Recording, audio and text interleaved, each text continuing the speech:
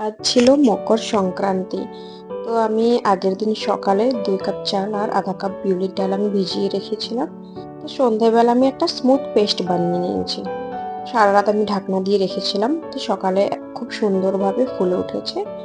তো যেহেতু আমি ধোসা আর উত্তাপাম বানাবো, তার জন্য ব্যাটারটিকে আমি আলাদা আলাদা পাত্রে আমি রেখে দিলাম। উত্তাপাম বানানোর জন্য কিছুটা পরিমাণ ব্যাটার নিয়েছি, তাতে একটু জল দিলাম। জল দিয়ে ভালোভাবে স্মুথ একটা পেস্ট বানিয়ে নেব।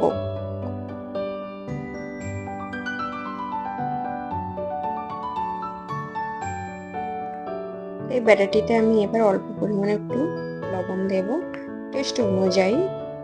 এরপরে আমি এটাকে আরো ১ মিনিট ধরে আমি পেস্টটা বানিয়ে নেব। তো এটা আমি এক সাইড করে রেখে দিলাম। উত্তাপাম বানানোর জন্য ওপর থেকে আমি এই ধনেপাতা কুচি, টমেটো কুচি, আদা একটু অল্প পরিমাণ দেব আর লঙ্কা কুচি, এগুলো উপর থেকে আমি স্টাফিং করব। তার জন্য আমি এগুলো কেটে নিচ্ছি ছোট ছোট টুকরো করে। টমেটো একটু ছোট্ট করে একটু কেটে নিলাম, কম করে অল্প করে। আর একটু তাওয়াটা এখানে গরম হয়ে গেছে, তো জলের আর তেলের আমি একসাথে একটু ছিটে দিলাম। ছিটে দেওয়ার পরে আমি ছোট্ট একটা হাতাতে করে দিয়ে দিলাম ব্যাটারটা উত্তাপাম বানানোর জন্য।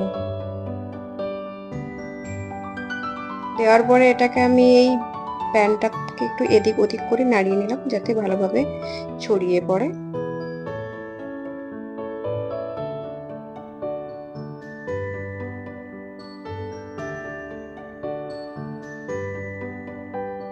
এরপর আমি ওপর থেকে ওই কেটে রাখা ধনেপাতা কুচি, লঙ্কা কুচি, আদা কুচি আর টমেটো কুচি আমি দিয়ে দেব।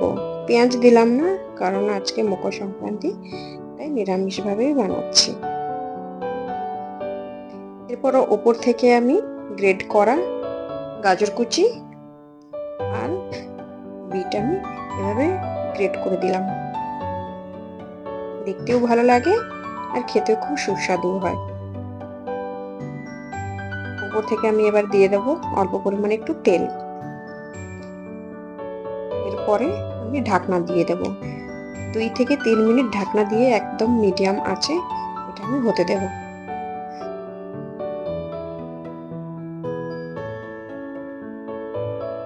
২ থেকে ৩ মিনিট হওয়ার পরে আমি খুলে দেখলাম যে উত্তাপামটা রেডি হয়ে গেছে। দেখুন কত সুন্দরভাবে খুন্তি দিয়ে এটাকে তুললাম, খুব সুন্দরভাবে উঠে গেছে। আর এটা একদম কিন্তু তলায় লেগে নেই, খুব সুন্দরভাবে এটা উঠে গেছে। তো আমি এবার একে প্লেটে আমি নিয়ে নেব।